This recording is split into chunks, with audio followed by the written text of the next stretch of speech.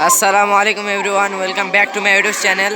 তো আজকে আমাদের এলাকায় নির্বাচনী একটি পথসভার আয়োজন করা হয়েছে অধ্যাপক ডক্টর এজেড এম জাহিদ হোসেনের নেতৃত্বে। তো প্রধান অতিথি আমাদের doctor A Z M Zahid Hossain আমাদের মঞ্চে উপস্থিত করেছে, আপনারা দেখতে পাচ্ছেন।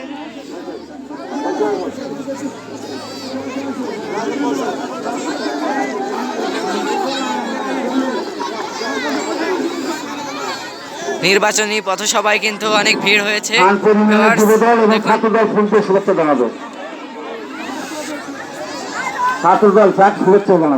তো আপনারা পথসভার মূল্যবান বক্তব্যগুলো শুনতে থাকুন।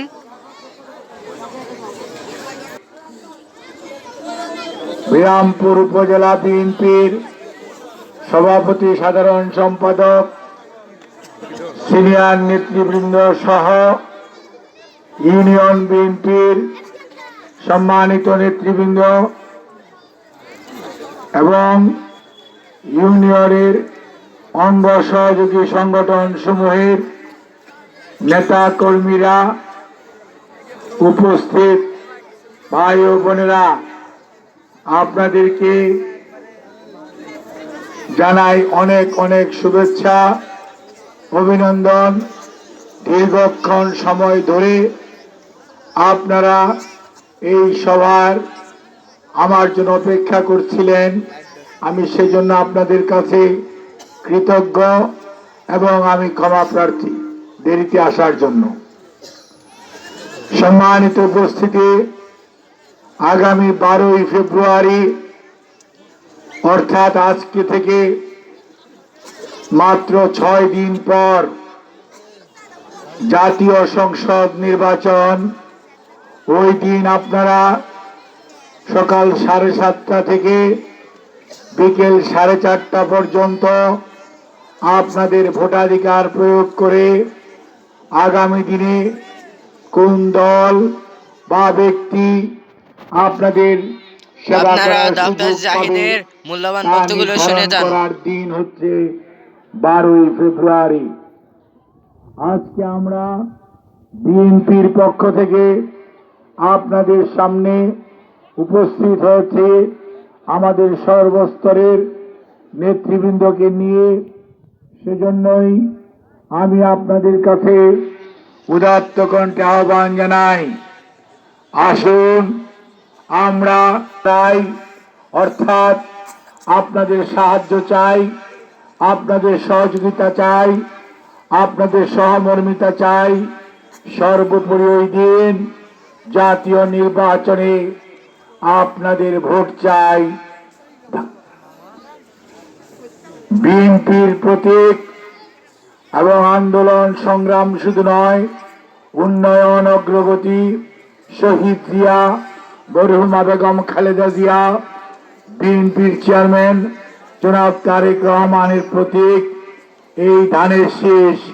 অর্থাৎ এই ধানের শীষের পক্ষে 12ই ফেব্রুয়ারি আপনারা আপনাদের রায় দিবেন, আপনাদের ভোট দিবেন। যদি আপনারা ধানের শীষের পক্ষে আপনাদের ভোট দেন, তাহলে জনাব তারেক রহমান বিএনপির নেতৃত্বে দেশ সেবা করার সুযোগ পাবে। আর আমি ডাক্তার জাহিদ আপনাদের দিনাজপুর 6 অর্থাৎ খানপুর, বিরামপুর, হাকিমপুর, ঘোড়াঘাট, নবাবগঞ্জ, দিনাজপুর 6-এর আপনাদের পাশে দাঁড়ানোর সুযোগ পাব।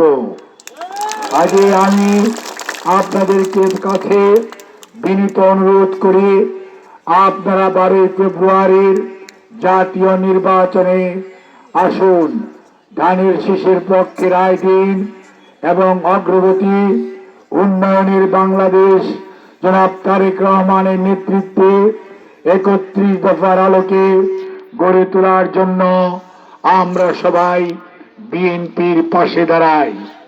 সম্মানিত উপস্থিতি, আমরা আপনাদেরকে আশ্বস্ত করতে চাই, বিএনপি মানে উন্নয়ন, অগ্রগতি। বিএনপি মানে বিশৃঙ্খলা নয়, বিএনপি মানে অন্যায় দুঃশাসন নয়, বিএনপি মানে চাঁদাবাজি সন্ত্রাসী নয়, বিএনপি মানে দখলদারিত্ব নয়, বিএনপি মানে কেবল সামনের দিকে এগিয়ে চলা। আর এগিয়ে চলতে হলে দরকার হিন্দু, মুসলমান, বৌদ্ধ, খ্রিস্টান, সাঁওতাল, আদিবাসী অথবা বাঙালি, চাকমা, মারমা সকল মানুষের ঐক্যবদ্ধভাবে সামনের দিকে এগিয়ে যাওয়া। আর এগিয়ে যদি যেতে হয় তাহলে মনে রাখতে হবে আমরা কেউ সংখ্যালঘু না, আমরা কেউ সংখ্যাগুরুও না। আমরা এই খানপুরের মানুষ, বিরামপুরের নাগরিক, অর্থাৎ আমরা বাংলাদেশী, আমরা বাংলাদেশের নাগরিক। এখানে আপনারও একটা ভোট, আমারও একটা ভোট। এখানে কেউ ছোট বা কেউ বড় নয়। কাজেই মনে রাখতে হবে দেশের প্রয়োজনে, জাতির প্রয়োজনে ঐক্যবদ্ধভাবে যদি আমরা থাকতে পারি তাহলে সমাজে শৃঙ্খলা থাকবে, বিশৃঙ্খলা দূর হয়ে যাবে, দেশ সামনের দিকে এগিয়ে যাবে। সেই জন্যই জনাব তারেক রহমান বলেছেন আমি নয় আমরা।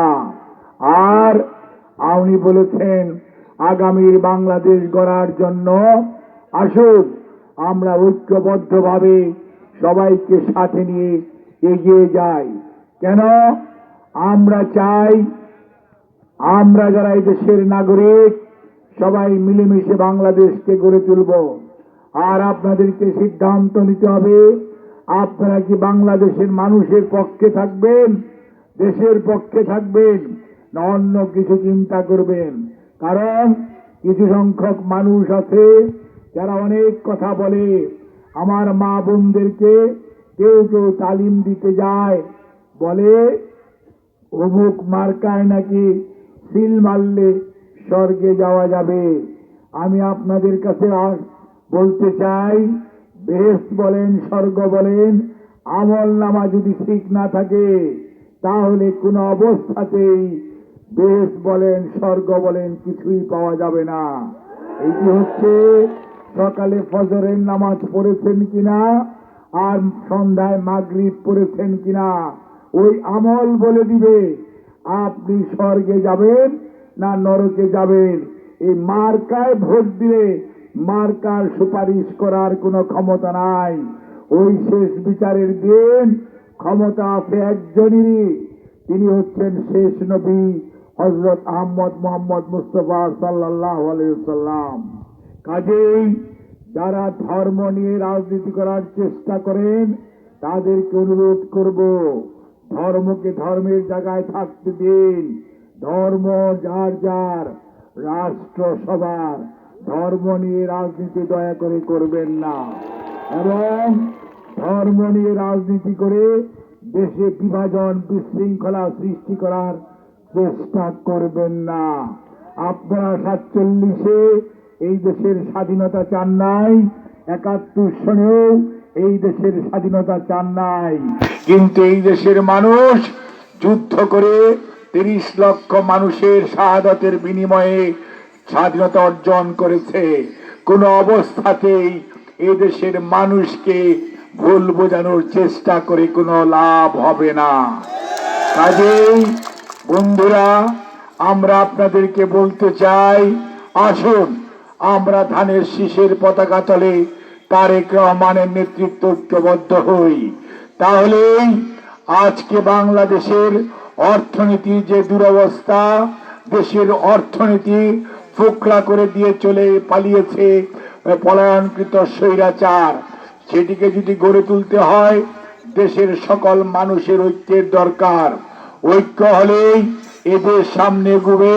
তাহলেই মনে রাখবেন আমার মা বোনের আজকে যারা বিভিন্নভাবে পিছিয়ে পড়েছে তাদের জন্য জনাব তারেক রহমান ফ্যামিলি কার্ডের ব্যবস্থা করেছেন, যার মাধ্যমে আমাদের মা বোনদের, সেই মা বোন হিন্দু হোক মুসলমান হোক কোন রাজনৈতিক দল করুক সেটি বিবেচ্য বিষয় নয়।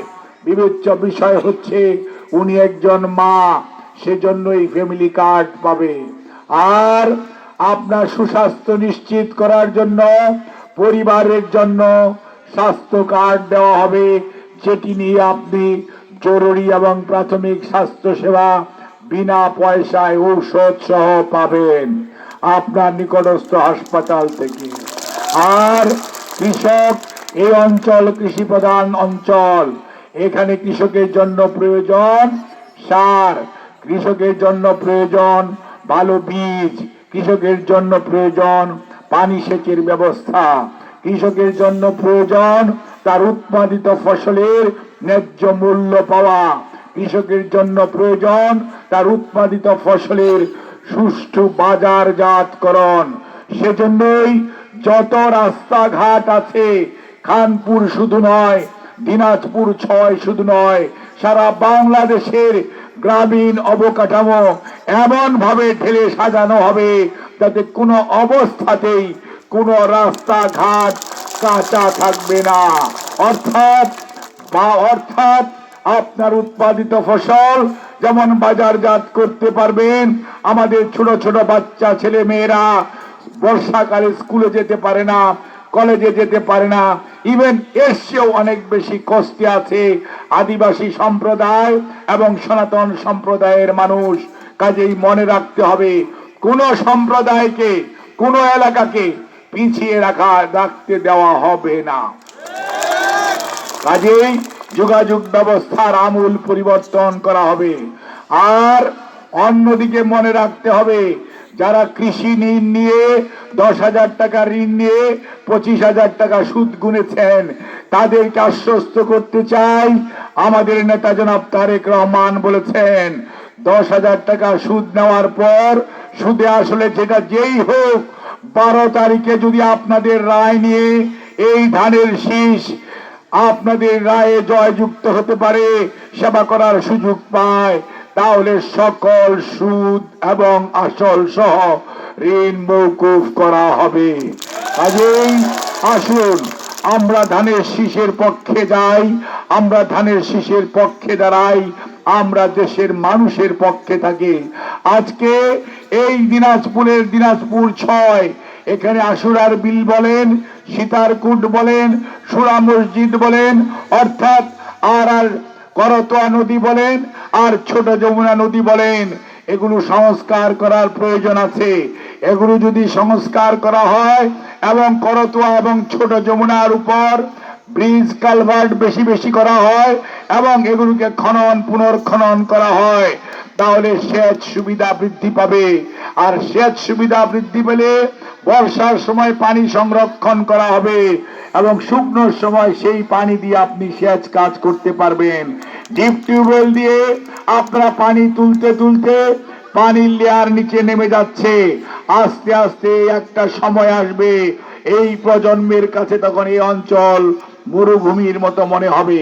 কাজে আমাদের আগামীর প্রজন্মকে সত্যি সত্যি যদি আমরা ভালো রাখতে চাই এবং আমরা যদি আমাদের পরিবেশকে সুষ্ঠু রাখতে চাই, তাহলে প্রতিটি খাল বিল আমাদের খনন পুনর্খনন করা অতীব জরুরি, সেইটি অবশ্যই করতে হবে।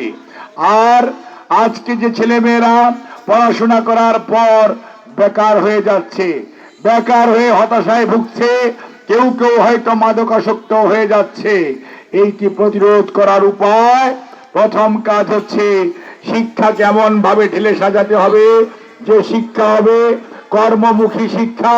পড়াশোনা করার পর সে কাজ করতে পারবে, কর্মসংস্থানের সুযোগ সৃষ্টি হলে হতাশা কমে যাবে। অন্যদিকে খেলাধুলার সুযোগ অবারিত করতে হবে। খেলাধুলা শিক্ষার পাশাপাশি ছেলে মেয়েদেরকে শারীরিক মানসিক ভাবে আগামীর প্রজন্মের যে শিক্ষিত এবং আর্টিফিশিয়াল ইন্টেলিজেন্সের যে প্রজন্ম, সেটির জন্য প্রয়োজন শিক্ষিত সুস্থ জাতি, সেই লক্ষ্যে আমাদেরকে কাজ করতে হবে এবং খেলাধুলার প্রতি আমাদের মনোযোগ বাড়াতে হবে। অন্যদিকে মাদক তৈরি করে না বলতে হবে, মাদকের জায়গা কোনো অবস্থাতেই এই সমাজে থাকতে পারে না। মাদক অন্যায় আনে, মাদক বিশৃঙ্খলা আনে, মাদক অত্যাচার আনে এবং মাদক সমাজকে ধ্বংস করে দেয়। আমাদের পার্শ্ববর্তী দেশ এই দেশে আর কিছুই পাঠায় না, পাঠায় আপনাদের জন্য, আমাদের আগামী প্রজন্মকে ধ্বংস করে দেওয়ার জন্য মাদক। এবং সেটি থেকে বের হয়ে আসতে হলে আপনাদের সবার সচেতন হতে হবে এবং এই জনসচেতনতা তৈরি করে আমাদের আগামী প্রজন্মকে রক্ষা করতে হবে। আর আগামী প্রজন্মের কর্মসংস্থানের জন্য ভোকেশনাল ট্রেনিং ইনস্টিটিউট করে দেশে বিদেশে তাদের চাকরি কর্মসংস্থানের জন্য তারেক রহমানের যে প্রবাসী কার্ড সেইটির সুযোগ আমাদের সবাইকে গ্রহণ করতে হবে। কাজেই ভাইরা, আসুন আগামী 12ই ফেব্রুয়ারি জাতীয় নির্বাচনে আমরা বিএনপির পক্ষে দাঁড়াই। বিএনপি তো সেই দল যাদের কথা এবং কাজে মিল থাকে। শহীদ জিয়াউর রহমান বিএনপির প্রতিষ্ঠাতা, স্বাধীনতার ঘোষণা দিয়ে পালিয়ে যায় নাই, আত্মসমর্পণ করে নাই, আপনাদেরকে সাথে নিয়ে রণাঙ্গনে মুক্তিযুদ্ধ করেছে, অস্ত্র হাতে দেশ স্বাধীন করেছে। আমাদের নেত্রী, দেশনেত্রী বেগম খালেদা জিয়া সারা দেশ ঘুরে স্বৈরাচারের বিরুদ্ধে আন্দোলন সংগ্রাম করে আপোষহীন হয়েছে। কেন?